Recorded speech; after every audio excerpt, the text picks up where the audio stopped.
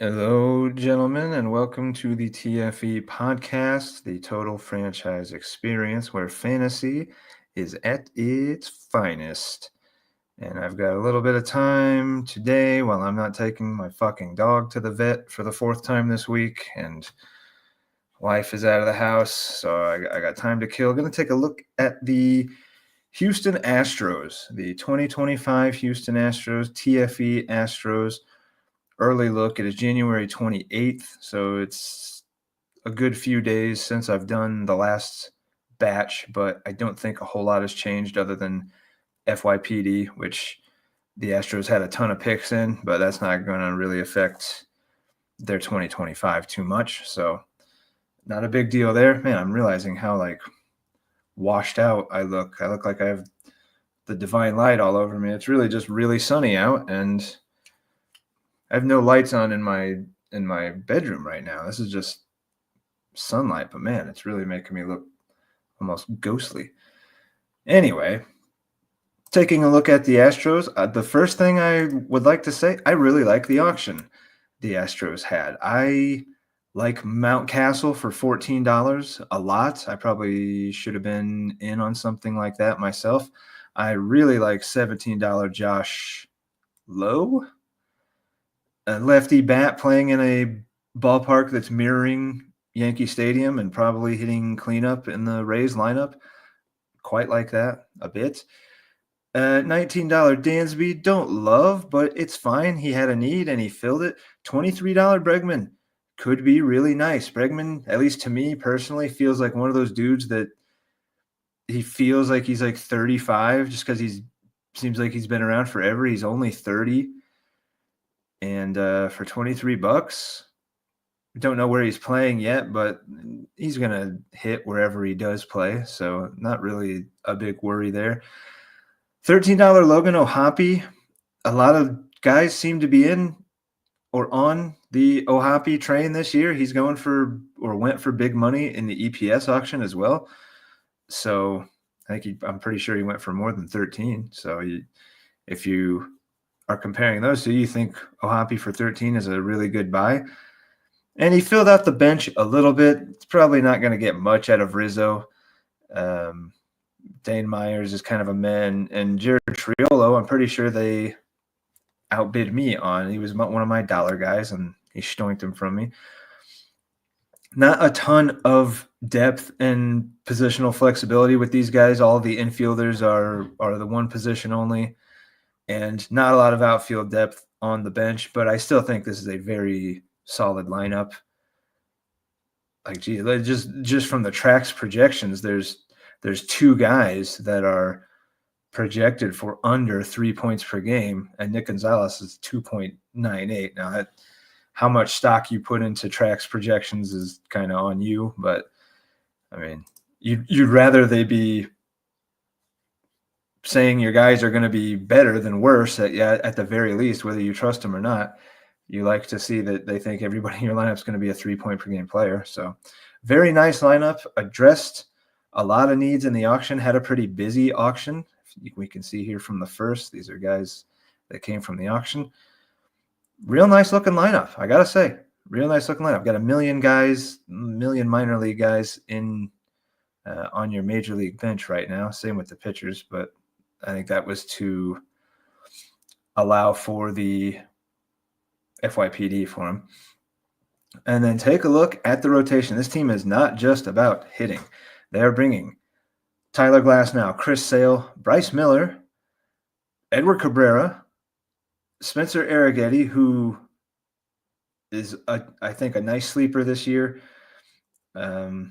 especially for $3 in a league like this. And Edward Cabrera is one of those dudes that if he ever gets his stuff straightened out and the command and control straightened out, has some of the best stuff like in the majors at $15. All of these guys are signed. Glasnow is just through this year, but like pretty much everybody else on the staff is signed through next year or beyond. Some nice reliever action. I'm not a guy that immediately became super low on Porter Hodge just because of the Ryan Presley trade. Seems like he's hurt all the time. He is actually 35, unlike Bregman, where I think he's 35. Presley really is, maybe even 36. So I think Hodge, at the very least, is seeing holds on that team, if not holds and saves. I like Orion Kirkring quite a bit as well. Didn't mention Ryan Pepio. I quite like Ryan Pepio. Might be a guy I'm trying to get my hands on in EPS. I think this is a playoff team. To go straight to the point, not spend too much time on the minor league guys. I think this is a pretty clearly a playoff team. The shame of it is I wasn't able, when you go onto tracks and you look in your league archive and try to look at year one of TFE, the records are all screwed up. I don't know what happened, but it's got, for example, the Cubs, who I think won fewer than 10 games on the season. It has the Cubs winning like 62 games. Like, they're just all screwed up. So I couldn't look at the Astros record last year and, with any of these, able to say, okay, I think these guys are going to be better than they were last year or whatever. All I can say is I think the Astros are going to be a playoff team. And I think they're pretty easily going to be a playoff team. Of course, assuming health, that kind of stuff. There's red flags, I don't know about all over the place on the team. Definitely not the lineup, but anytime you're talking about pitching, Glass now, 35-year-old Chris Sale, a Bryce Miller, who I'm pretty sure just threw his career high, like well over his career, threw 50 more innings than he did in 23. So he was really, really good in those innings, but you're just kind of assuming with all of these, I'm always assuming health, which is like the craziest thing you can do in fantasy, especially with pitchers in baseball, fantasy baseball. But let's assume all these guys stay healthy. Pretty legitimate shot at, I don't know about at 7 starts a week. Let's see, these Astros were the team that also stoinked Joe Boyle from me. Joey Boyle was one of my last noms.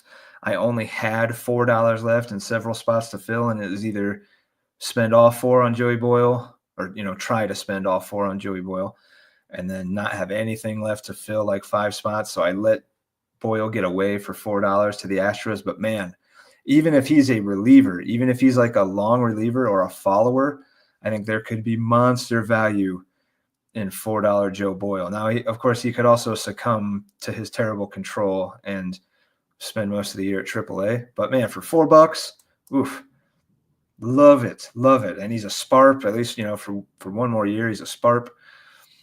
Not that is a huge difference in our leagues, but hey, better than not being a sparp, I guess. Yeah, I like this team. I quite like it.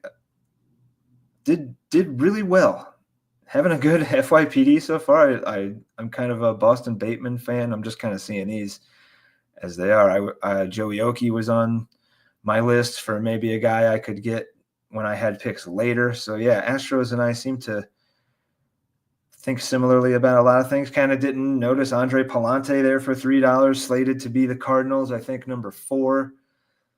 One of these weird guys that throws super hard but doesn't get a lot of strikeouts, but it kind of has been just getting better and better. Was a multi-inning reliever, now transitioning into the rotation. So another nice cheap starter there. I think this team is going to get to 7 starts every week and have a really good lineup on top.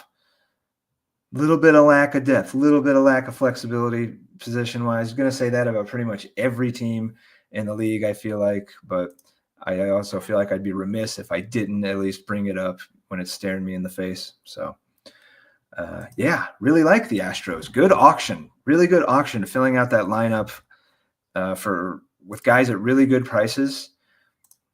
Again, I especially like Josh Lowe. Really like Mountcastle at $14, moving the fences in. Yeah, really good lineup. How did I let some of these guys go for these prices? I didn't have a lot of money, but damn, I wish I did. Good prices on these guys. Nice looking lineup. Really nice looking rotation. Astros playoff team. On the scale of 10, let's go a 7.7 Jeff Skillings out of 10. 7.7 Jeff Skillings out of 10 Jeff Skillings. This is a pretty good team.